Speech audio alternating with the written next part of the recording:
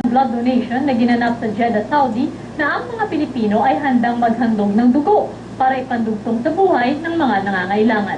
Yan ang Balitang Middle East ni Frank Resma.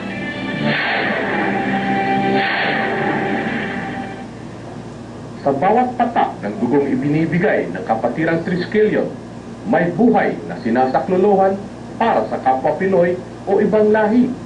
Walang pinipili sa pagtulong ang kapatiran, anumang relihiyon o antas ng buhay at lugar.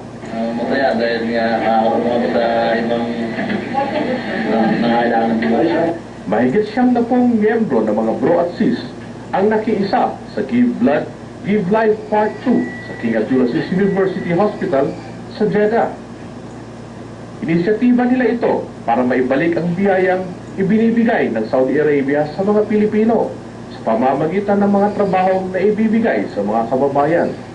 Sa ganitong paraan ay umaasang mas titibay ang ugnayang Saudi at Pilipinas at mahikayat na ibang samahang Pinoy na magsagawa ng kapaki-pakinabang na proyektong gaya nito.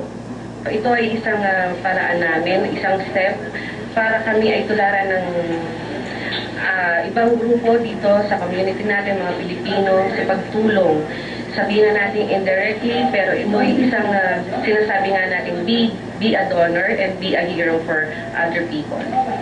Kaya naman, pati ibang lahi ay napahanga sa pagdadamayang ito ng mga Pinoy.